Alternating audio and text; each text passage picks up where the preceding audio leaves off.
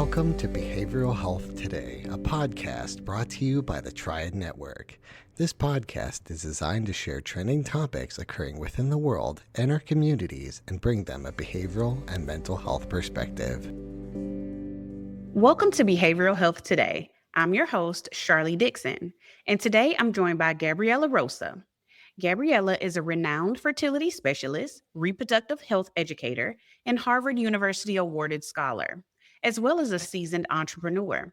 She is the founder and CEO of the Rosa Institute, the world's first fully virtual, holistic fertility clinic, serving patients across more than 110 countries.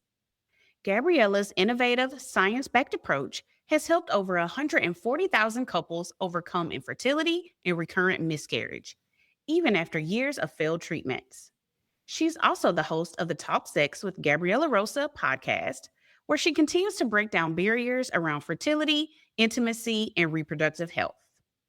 We're honored to welcome Gabriela Rosa to the show today to delve into the often overlooked emotional toll of infertility and how her integrative, trauma-informed approach helps couples navigate this deeply personal journey with compassion, clarity, and a holistic path to healing and hope. Gabriela, welcome to the show. Thank you so much for coming. Thank you for having me. It's so lovely to be here. Absolutely. So, can you start us off with what drew you to fertility work and what types of personal or professional experiences inspired you to create the Rosa Institute?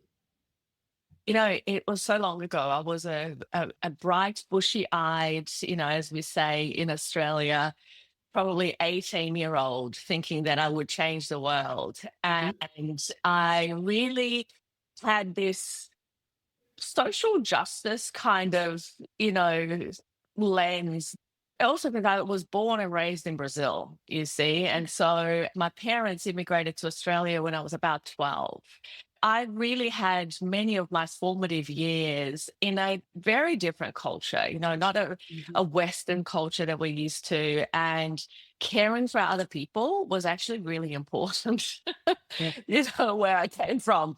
And so the idea really sparked me up.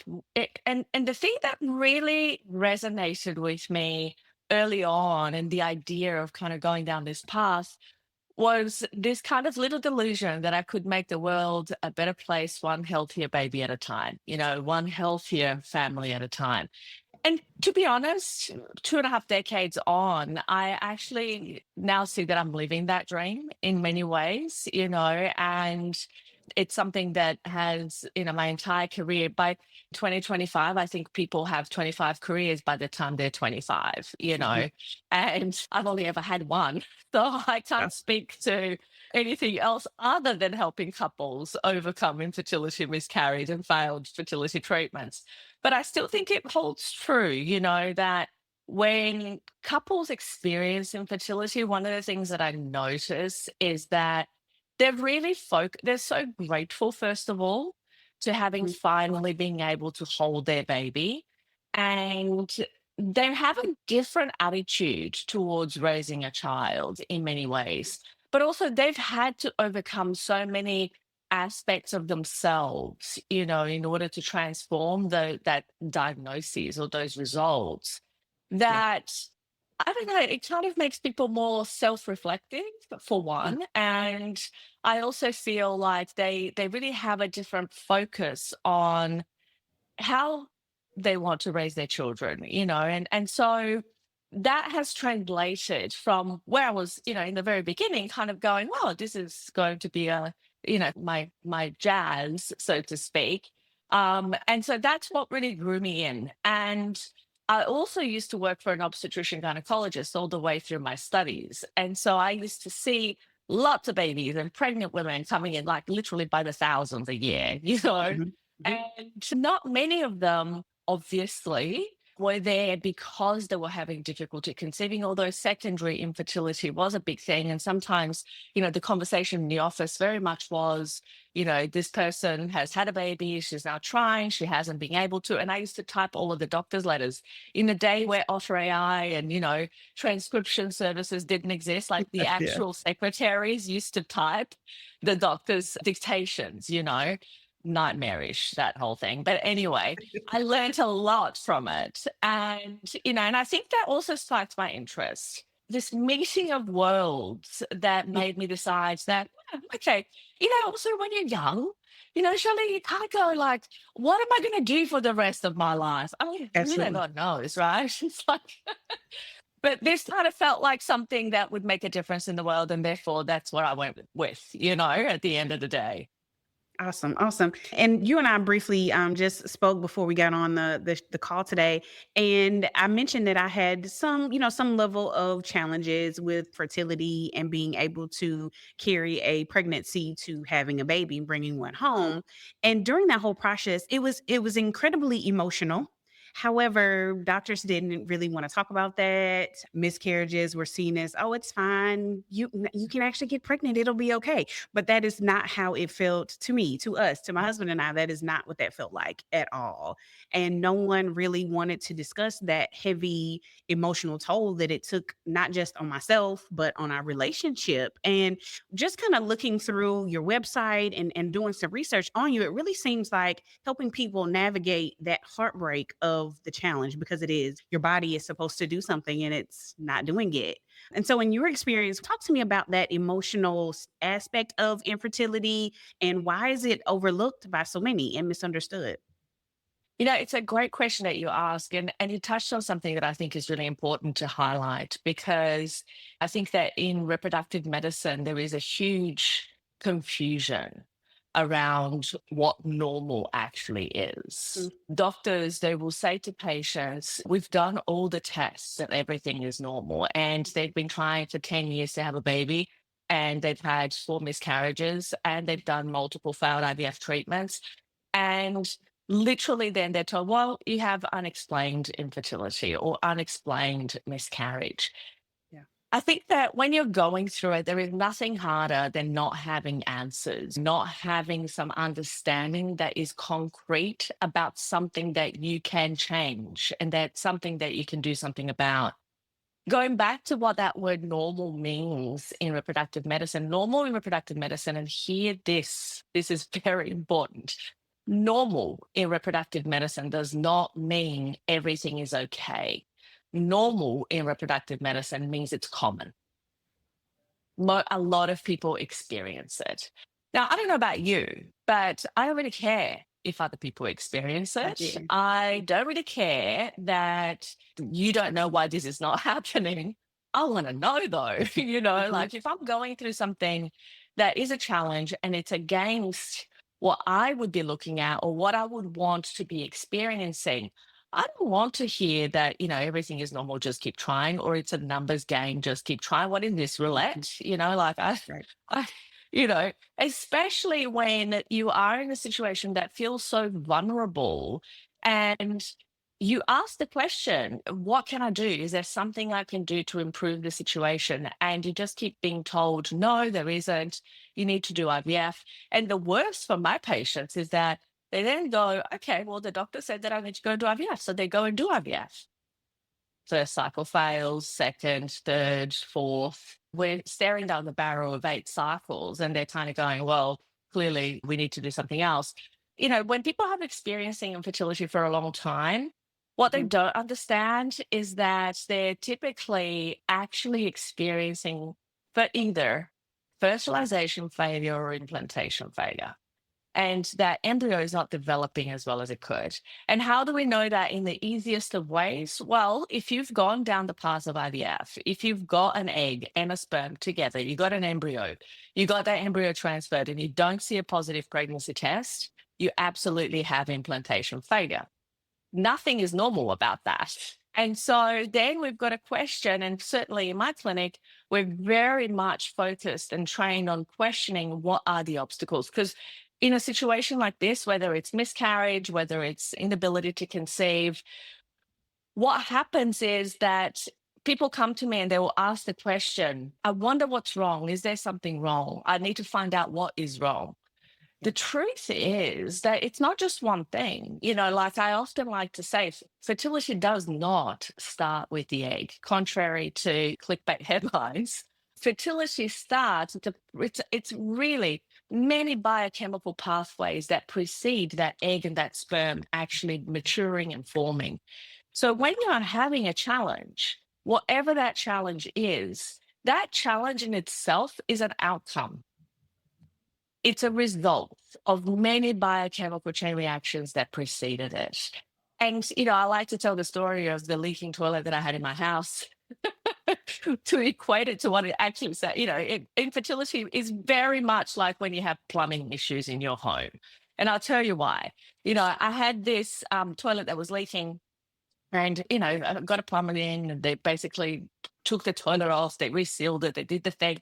24 hours later, you can use it, it's going to be great. And I had a different bathroom in the same house, the same problem.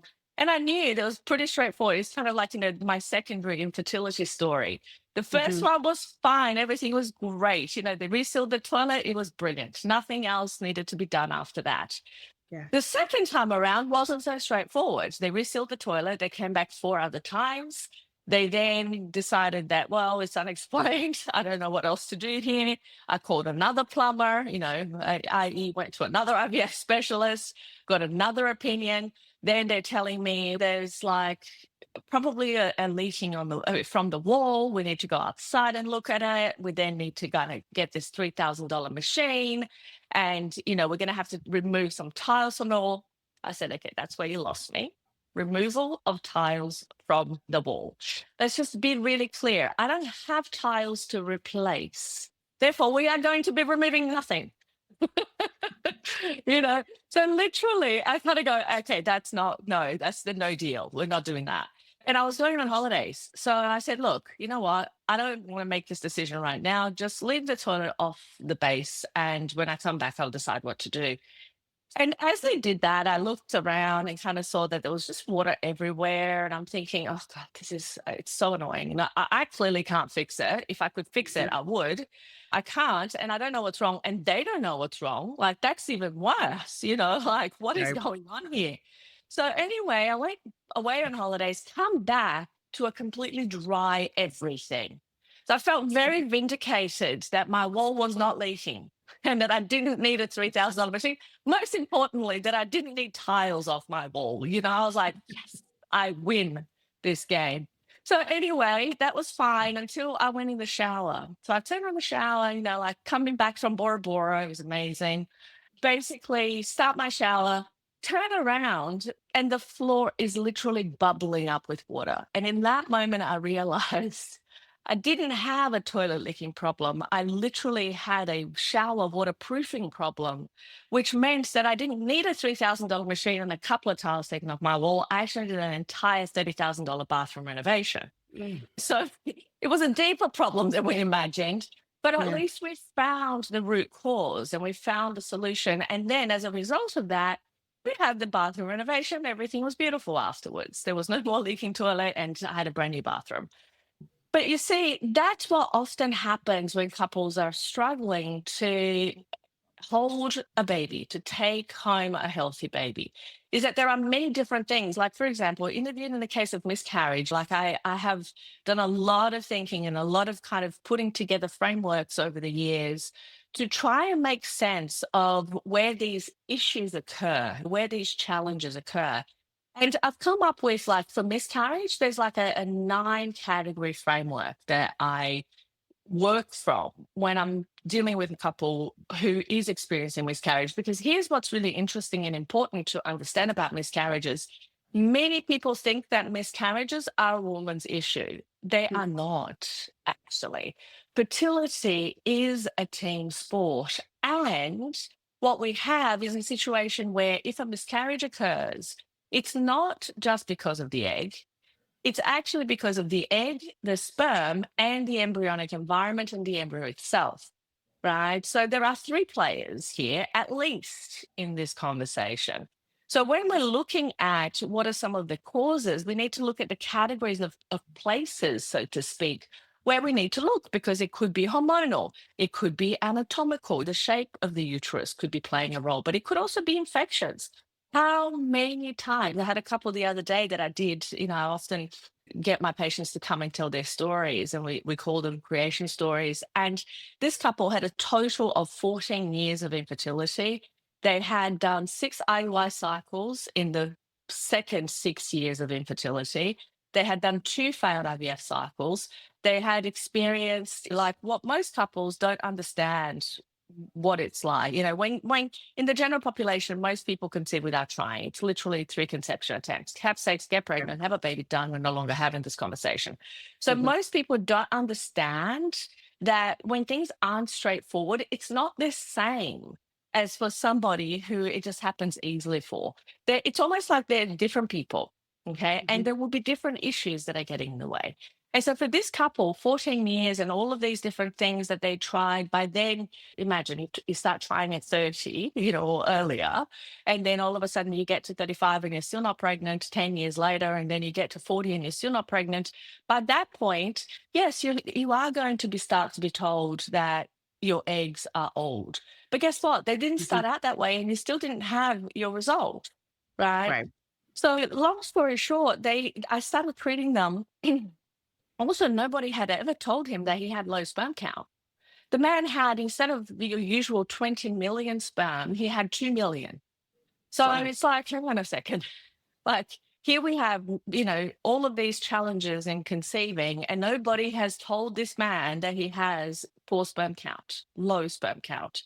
So we started digging deeper and started to look at what else was going on. And sure enough, it wasn't that the egg and the sperm weren't meeting. This is exactly the situation that I was telling you before.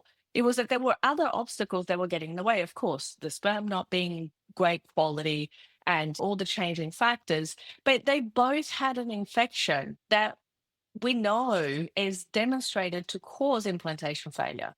So they could have done another 10 IVF cycles, continued to be told it's a numbers game. They would have never had a baby unless an infection was resolved, because it was in both of them. So this is the kind of thing that, and these things are not looked at routinely.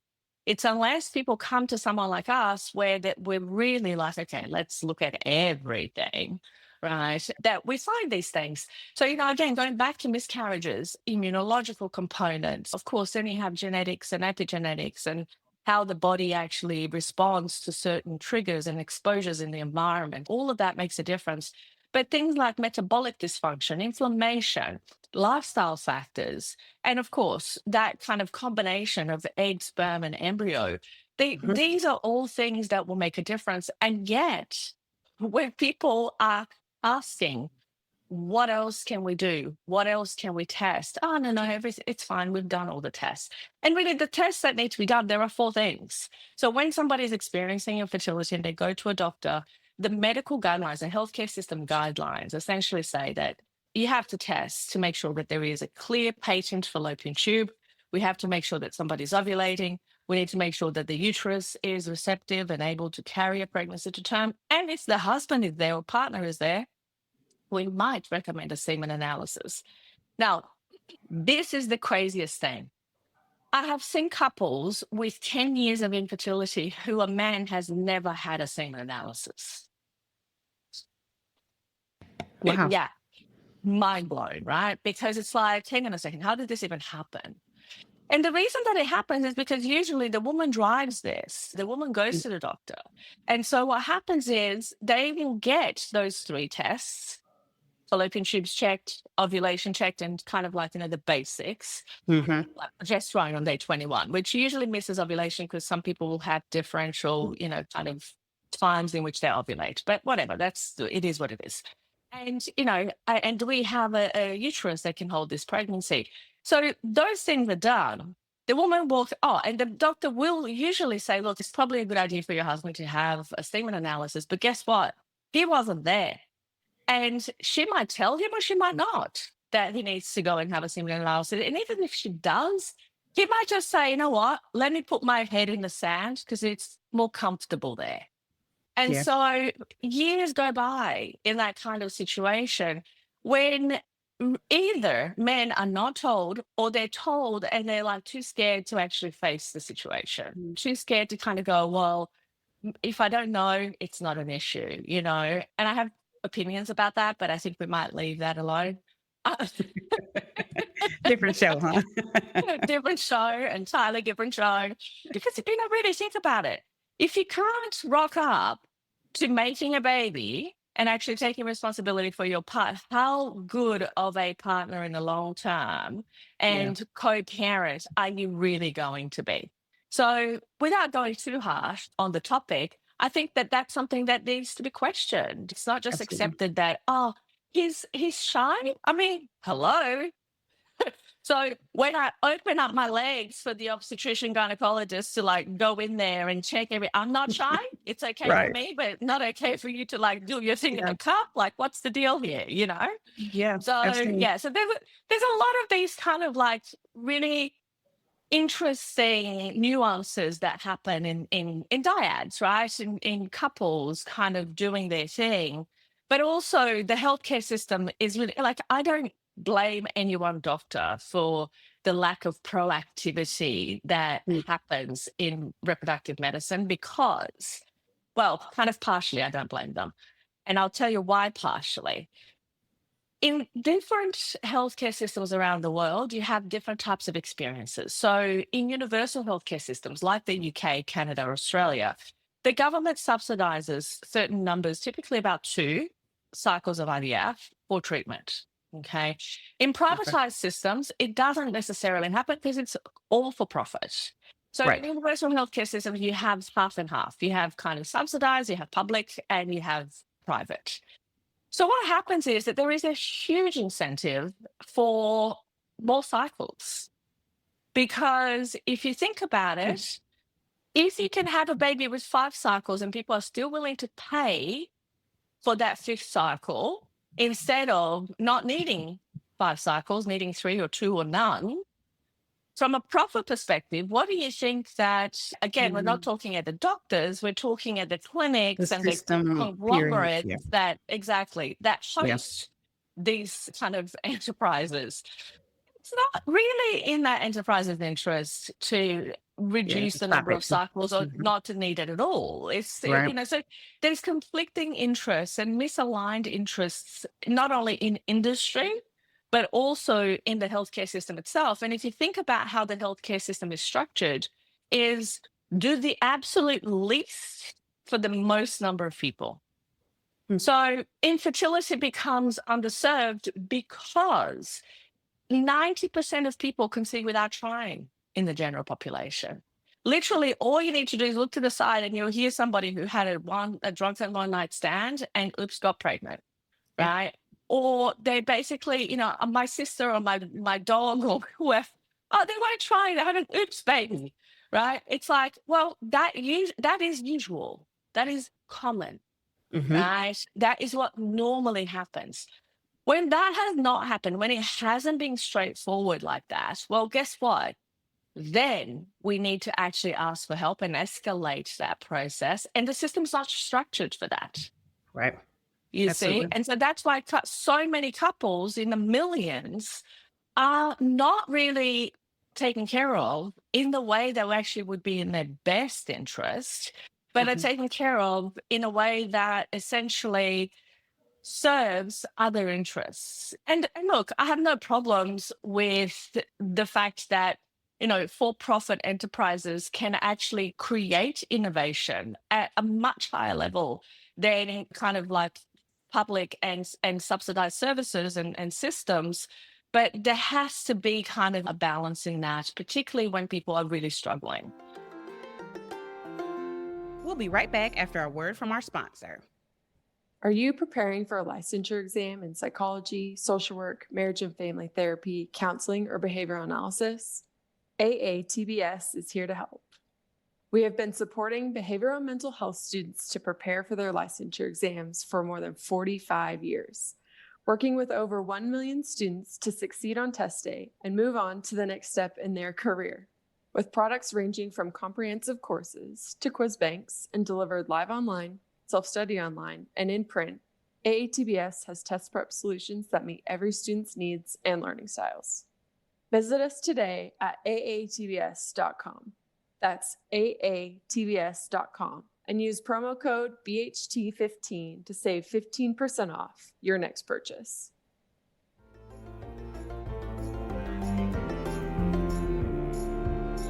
Absolutely.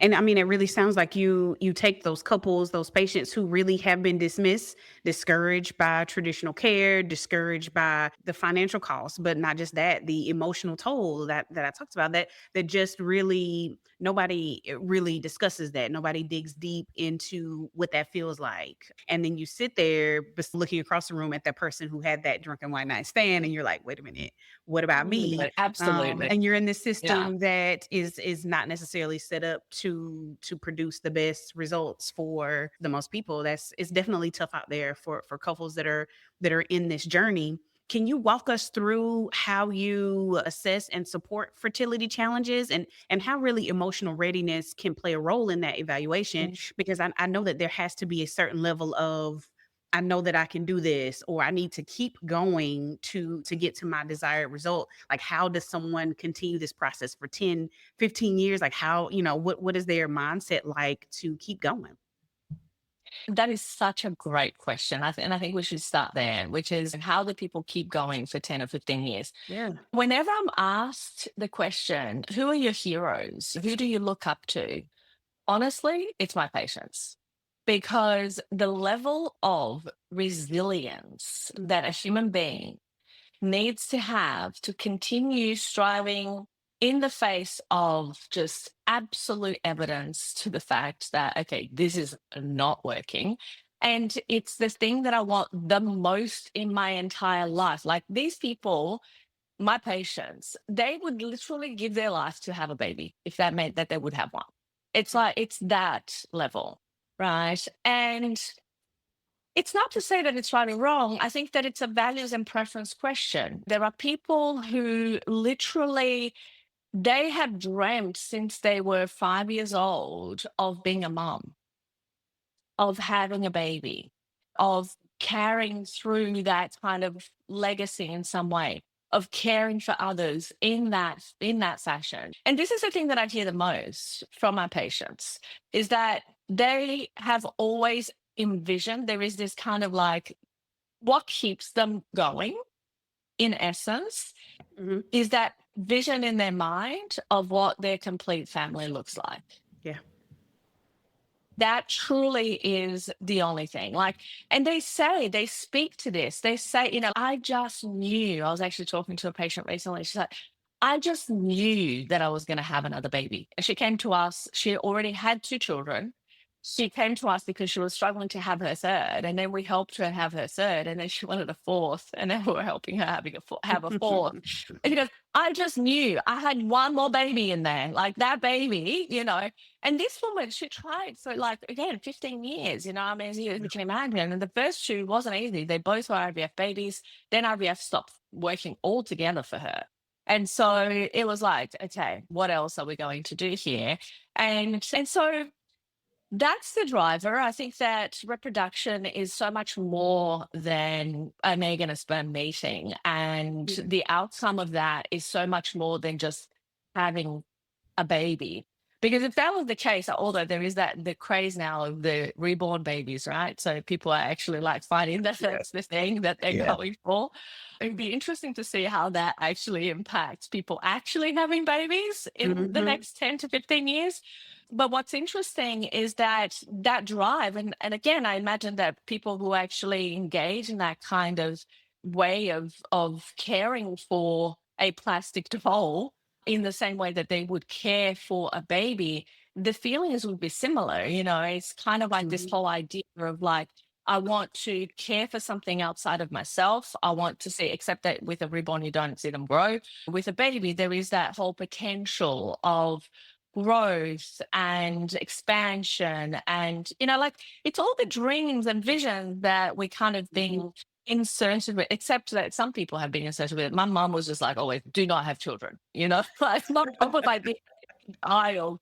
And, it's so funny because she was a primary school teacher for 35 years. And I That's think why she that's said that. probably exactly. That's probably why you're like, what? Like these kids, that's way too much trouble. But all jokes aside, I think that there is definitely that human nature drive to be in community, to leave a legacy, to, so The driver is certainly in there somewhere. It's evolutionary, like I don't think that we can say that it's random. It's not random. Like it's just something that obviously we humans are kind of born to do. And I think that also causes a lot of pain for people because they feel like, well, we're just meant to be able to do this. And therefore, if I can't do it, I'm broken and there's something wrong with me. And people Right. really internalize that in a really big way. Whenever I hear that, I literally just want to hug my patient and go, you know what? You're okay. It's not that there's something wrong with you. It's obviously there are some obstacles that we need to understand and we need to overcome. But Mhm. the way that we really approach it, we flip the whole conversation on its head, right? Instead of coming from the place that everything is normal, just keep trying, we actually come from the opposite place, which is what are all of the obstacles? Because they're clearly going to exist if you're not doing the thing that is just normal, right? Which is to have sex, get pregnant, have a baby. So then what we do is we start very systematically and methodically looking at every possible category of biochemical pathways to figure out what leads to the outcome that we want and what is stopping that pathway from fulfilling itself, from actually, running through its entire process. And we find lots of things, right? We find lots of health conditions, lots of challenges, lots of things that can be improved and optimized. And to me, that's the job. It's Mm. actually looking for the things that you could look at a lab reference range and go, yeah, it's within range, but is it optimal? Is it where ideally, if this body was operating at the best possible level, is this ideally where it needs to be?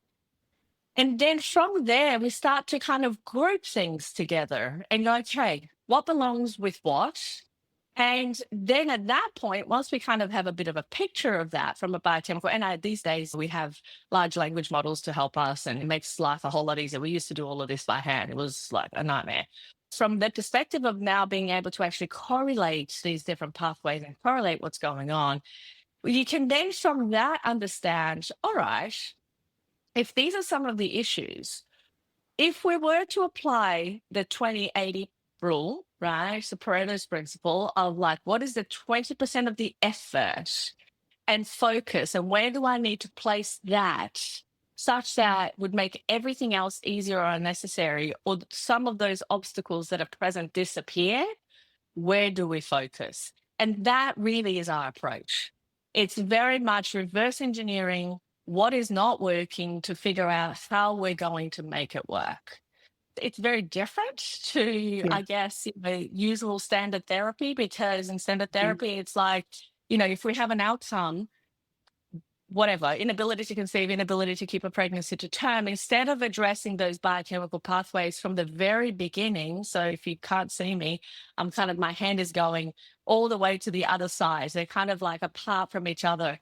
And instead of starting at the very beginning of those biochemical pathways and looking at those chain reactions, IVF really is starting where the problem actually is, which Mhm. is at the egg and sperm level, right? But that is a result. That's not how it started. There are many things that actually will have to happen for a sperm to even be created.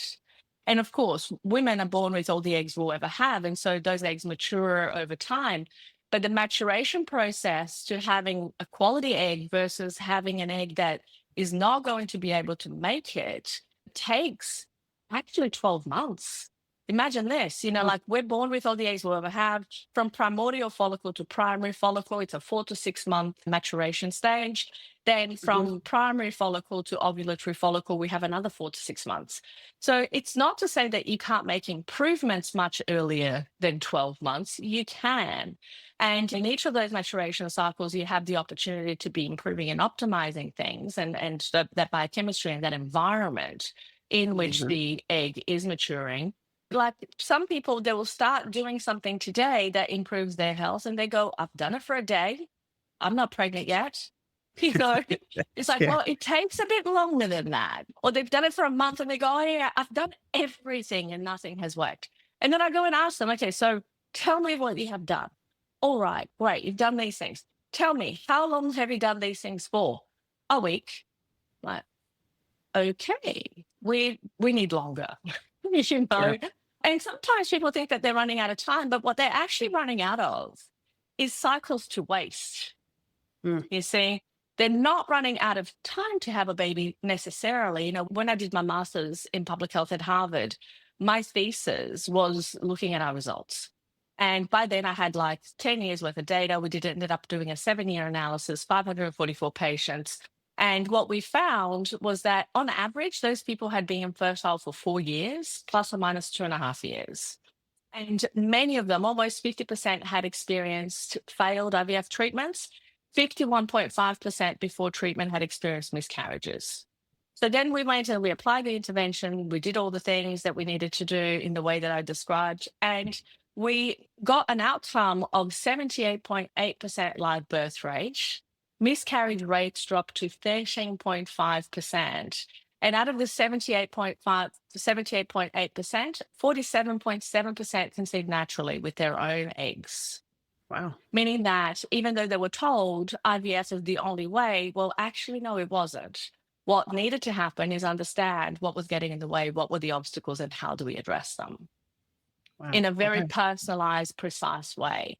Because that's what it takes. It's not a cookie cutter approach that's going to deal with these kinds of situations.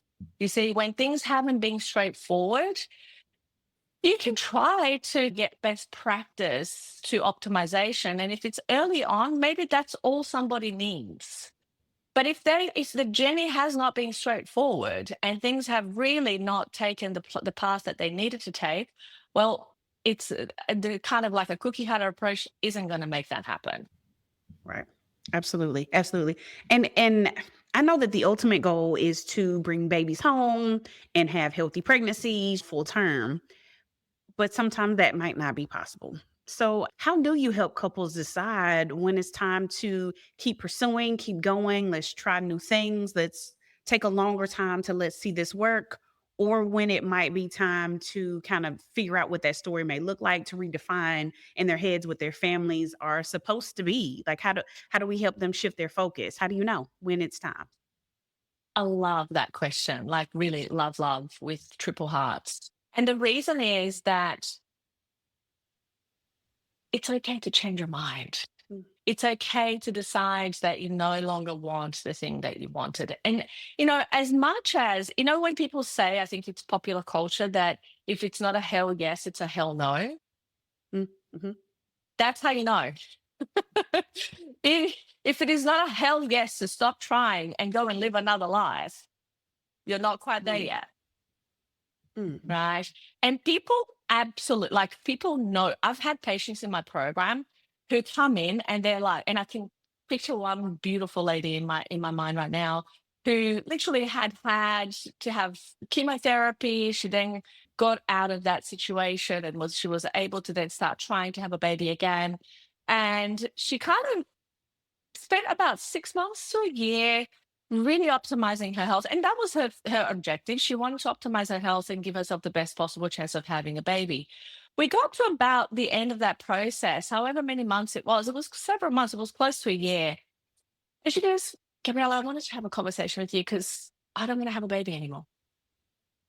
I actually thought when I started this that I really wanted to have a baby and that I was doing this for the baby, but actually I was doing this just so that I could be healthier. And I actually decided that the family that I have is exactly what I want. And I don't want to keep pursuing this. And I'm like, yay.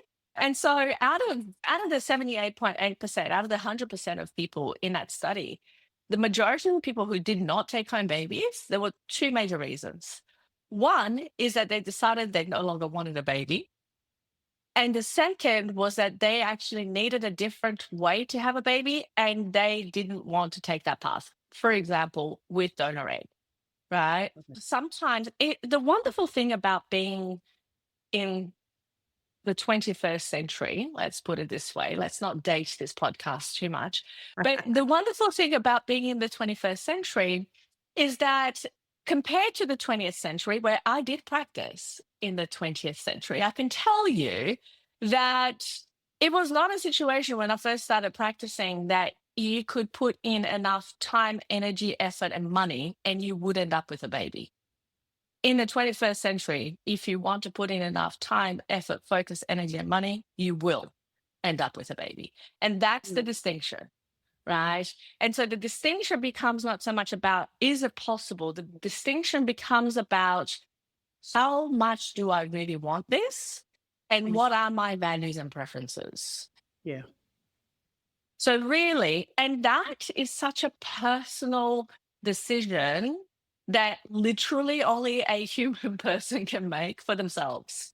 And what I find that's really fascinating is when that decision comes from a couple compared to when it's differential. It's coming from one person in the couple. And then you end up with questions of, how much do I want this partner? How much do I want this relationship over a baby? And I've had people as well, part of that 20-something%, basically go, I want a baby more than I want this partner. So I'm going to bounce and I'm going to go and find someone who wants the same thing as I do, or I'm going to go and do this on my own. Yeah. And, at that point, they leave the program to go and pursue something else. Most of the patients that we treat, we literally hold their hands from beginning to baby and beyond, even when there are these changes in circumstances, right? Most of our patients stay with us. We have a pregnancy program and a postnatal program for that reason. And so, I get to see that we stay in our patients' lives for a long time. Like I literally last year, I started to see something that I was like, I don't know if I loved it or if I hated it. And it's my patients graduating from university and getting driver's licenses and going to the army.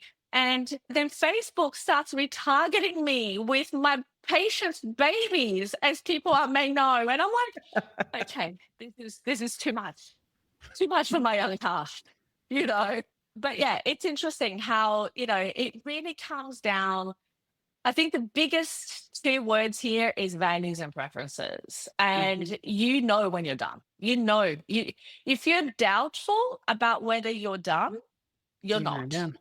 Just FYI, know, if you have a question about, would it be better if I don't have a baby? Not yet. Not yet. You might get to that. You might decide. And also something that is a decision kind of maker for a lot of people is the financial piece. Because it is expensive to have a baby when things have not been straightforward. I mean, mind you, it's expensive to have a baby full no matter what. We know that in Western societies, it's $1 million to age 18 or whatever it is. So be prepared to shell out the cash if you're going to have a baby. That's just, and I often say to people, because people complain about the cost of fertility treatment, I say, listen, this is just the first year of you having a baby, just a year before you have a baby. If you can't afford to do that, you cannot afford to have a baby. Yeah. It's really that simple, and sometimes people come to, and they don't like when I say that, but that's real. That's the reality. It's like, if you can't afford fertility treatment today, you need to think twice about whether a baby really is the thing that is really truly what you want, or that you're doing this because you think it's what you should do, or because you think that that's the thing that's going to make you happy. I guarantee you one thing, babies are not going to make you happy. That is for sure. They're actually going to make you unhappy most of the time. I have a 13 and 10-year-old to prove it. They're wonderful. I would not want to give them back.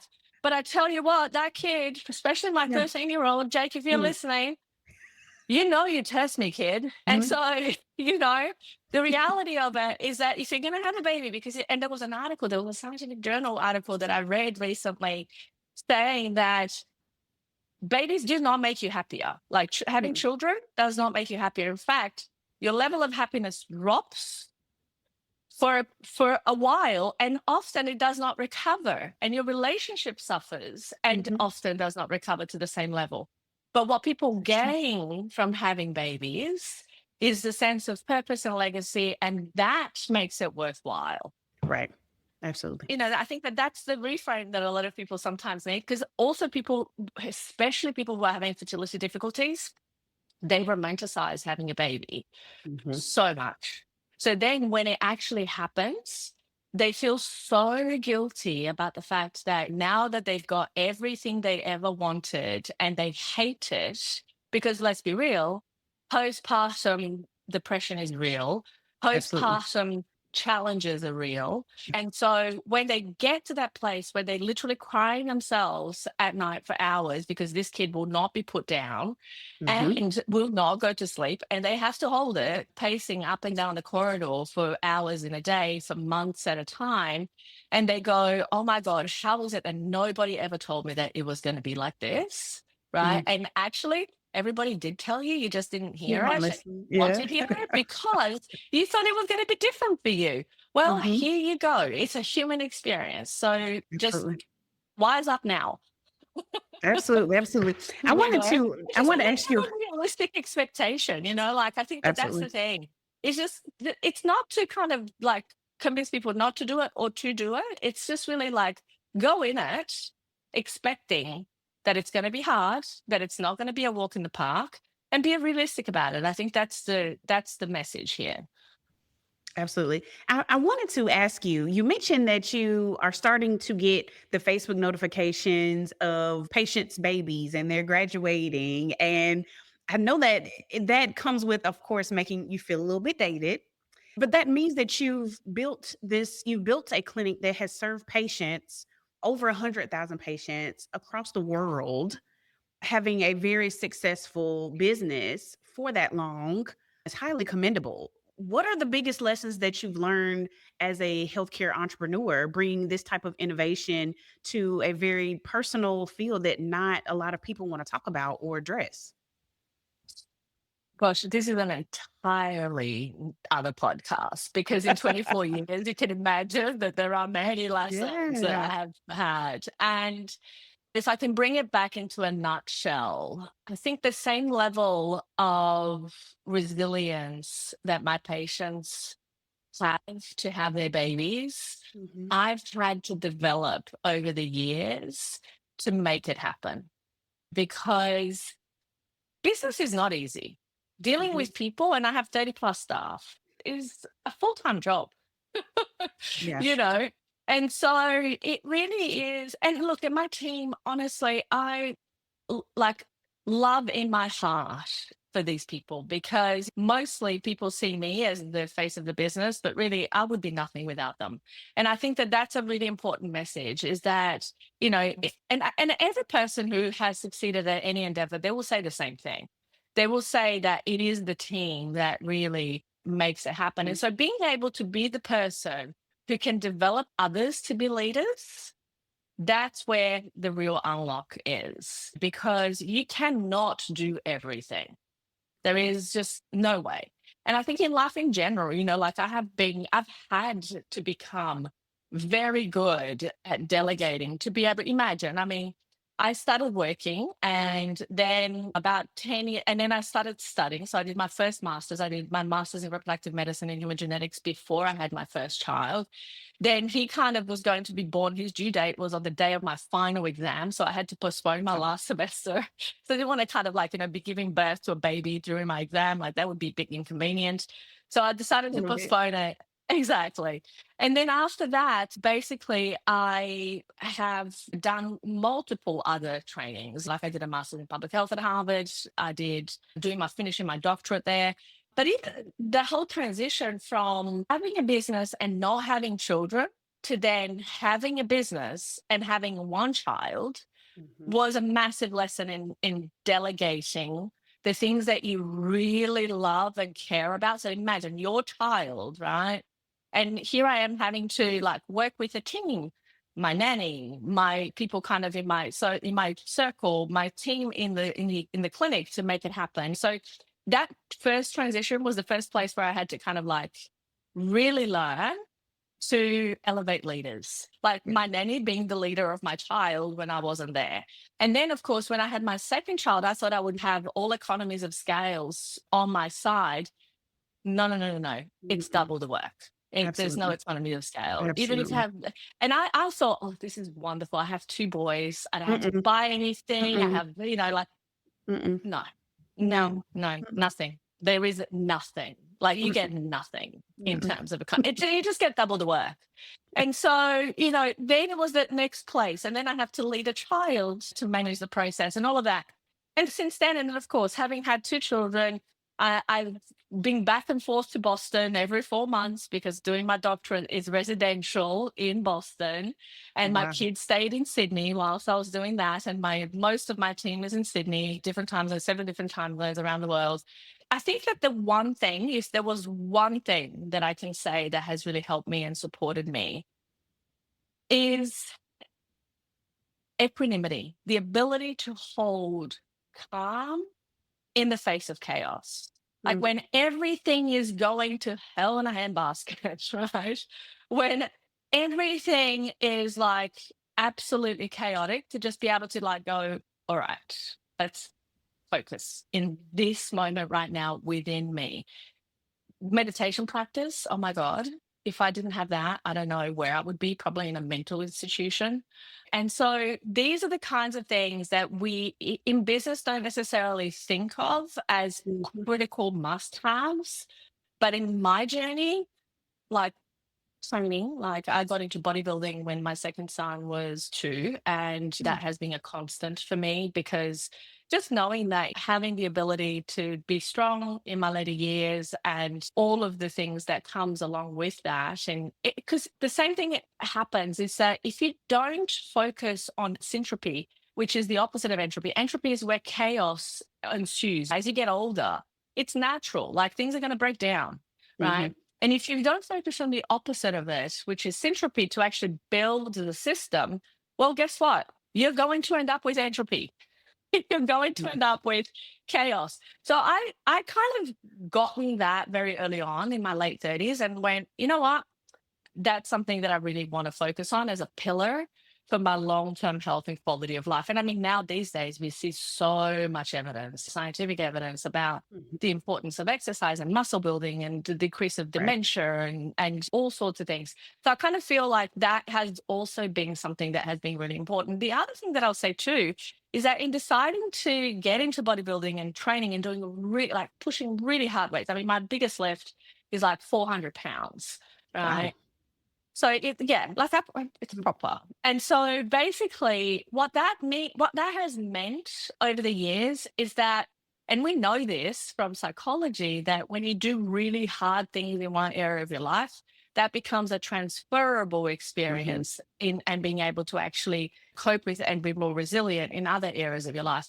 So I have found that has also helped me. So meditation, training, and just as much as possible in my day-to-day focusing on that equanimity, calm in the face of chaos, has been a very valuable practice over the years and has really benefited my business in many, many ways. Has not been easy. It's not been easy. That's my first baby, honestly. You know, if I'm honest, it's definitely my first baby. It's the one that I've poured the most love and money and time and up until now. But yeah, and continue to. But it's been very rewarding over time. I have certainly grown immensely from the experience. Awesome. Thank you for sharing that. And as we begin to wrap up today, for the listeners who want to learn more about your work and connect with the Rosa Institute, where is the best place for them to start? So they can Google my name, Gabriela Rosa, GabrielaRosa, and they will find lots of things over the decades, lots of faces of Gabriela. So Gabriela Rosa Fertility, or they can go directly to my website, which is fertilitybreakthrough.com. So fertilitybreakthrough.com is the place to go. We have resources available. In fact, Fertility Breakthrough, Overcoming Infertility and Recurrent Miscarriage When Other Treatments Have Failed, is my latest book. It's available free on Spotify and YouTube. So people can also get it on every bookseller, but basically it's on those platforms. And there is a program that I run called the Fertility Challenge, which is a free educational program where people can literally, so if you Google Gabriela Rosa Fertility Challenge, you will find where to register and all the information that you need about it. But that's one of the programs that we've taken over 140,000 people in more than 111 countries through over the years. And it's one that I absolutely, whether you are just starting out on your journey to parenthood, or whether you've been at it for years and it hasn't been straightforward and it has been, really a challenge, overcoming the fertility challenge is something that I highly recommend. And doing that program is certainly something that will be very beneficial. And like I said, it's completely free. So people can just register and participate. There's thousands of dollars worth of prizes that we give away. So it's a really cool, like we give away scholarships for the Fertility Breakthrough Program, which is our signature program. We now have a new program called Fast Track to Baby, which is more about the evidence-informed practices that people can put in place to optimize their fertility and reproductive health for having a baby. So, those are some of the prizes that people get, but there's lots more. So highly recommend that. Awesome. And thank you so much for sharing those resources with our listeners. Gabriela, I really could probably talk to you for the rest of the day, but I really appreciate you speaking with us today. Thank you. Thank you so much for having me. And thank you to our listeners for taking the time to join us. You can follow us on our social media at Instagram, TikTok, LinkedIn, and more. We're even on YouTube at Behavioral Health Today. And make sure to give our show 5 stars and leave us a review. That helps our show get discovered and share the valuable insights in each episode. As always, the resources for this episode and an archive of all of our other episodes can be found on our webpage at triadhq.com/BHT. And we look forward to having you back with us next time on Behavioral Health Today. We appreciate all the support from our community, and if you like our show, one of the best ways you can support it is by giving us a 5-star rating and leaving a review. Behavioral Health Today is a podcast part of the Triad Behavioral Health Network, all rights reserved.